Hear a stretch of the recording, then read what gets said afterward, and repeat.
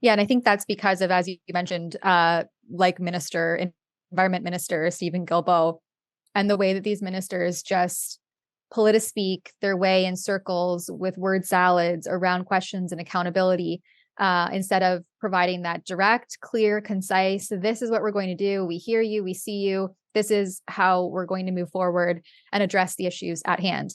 And we have a clip here to share from, I think this is an Epoch Times reporter, Noé Cartier. I'm sorry, French and language stuff is not my forte.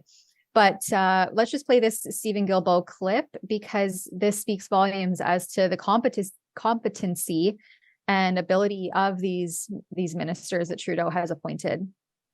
Fraction. What do you say to the Canadians that believe, yeah, my affordability or lack of affordability is tied to what I'm paying now for home heating, for gas, for groceries?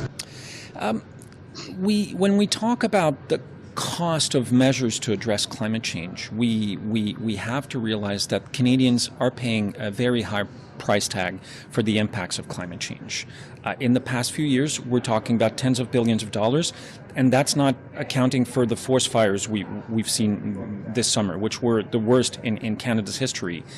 Tens of thousands of people being moved from their homes. Entire cities had to be evacuated. Floodings in Nova Scotia. Just at the end of winter, we had ice storms in eastern Canada.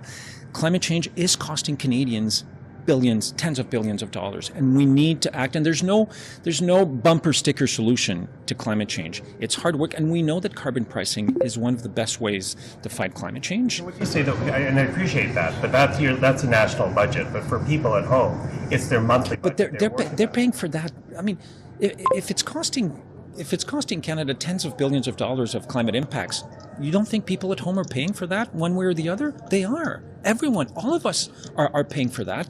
And we need to put in place measures so that our kids and grandkids aren't stuck with a planet that in some parts of the world may become unlivable. That's what we're doing. That's what a responsible government needs to do. And yes, there are challenges with affordability, and we're working very hard, which is why, for example, we're recycling 90% of the revenues of carbon pricing directly to households to help them in this transition to a low carbon economy. But it's going to take some time and hard work, and bumper sticker slogans won't help us to fight climate change. Mr. Guilbeault, do you think there is a lot, I think it was a bit of a Freudian slip. I don't think he meant to actually address the fact that these measures he acknowledges that these climate action measures are impacting the pocketbooks of Canadians in their everyday lives. The high price tag impact of climate change. And we've always had natural disasters. It seems like the idea of having a natural disaster and changes to climate weather are being lumped in as this climate alarmism. We've always had natural disasters. We're never going to get away from natural disasters.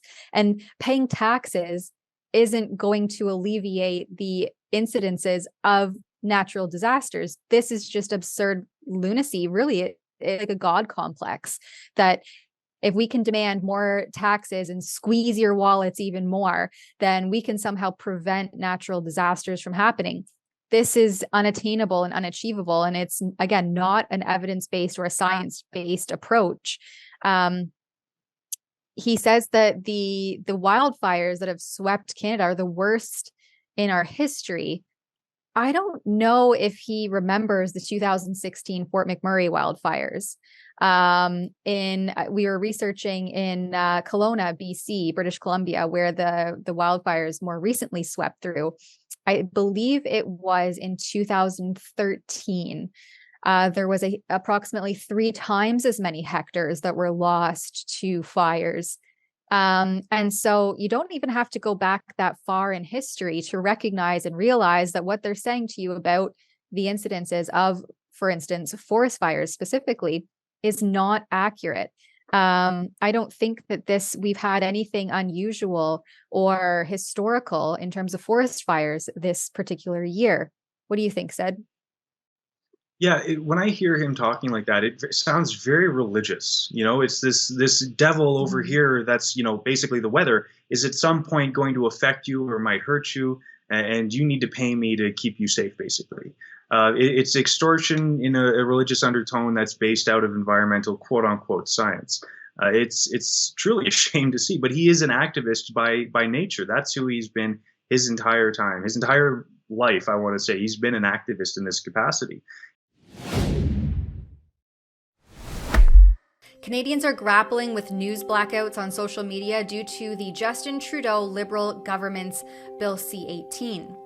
This new piece of legislation demands that social media platforms pay the government for news shared by users, which is an inconceivable task for companies like Meta and Google. So, as a result, they have decided to preemptively block all Canadian news content, including ours at Rebel News.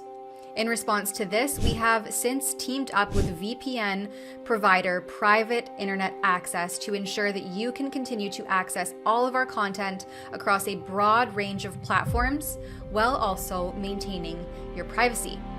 For only $2 a month, you can bypass Trudeau's new censorship laws while you safeguard freedom of speech and continue to get the news that matters to you the most. Visit piavpn.com/rebelnews to take advantage of the 84% discount and 4 months free. As a bonus, PIA has all of its servers located in the United States, not China, and they automatically delete user data from their servers to avoid leaks and government subpoenas for information phishing expeditions. Don't delay. Head over to piavpn.com/rebelnews to stay up to date on the news in Canada and protect your access to it. Don't delay. You don't want to be left behind.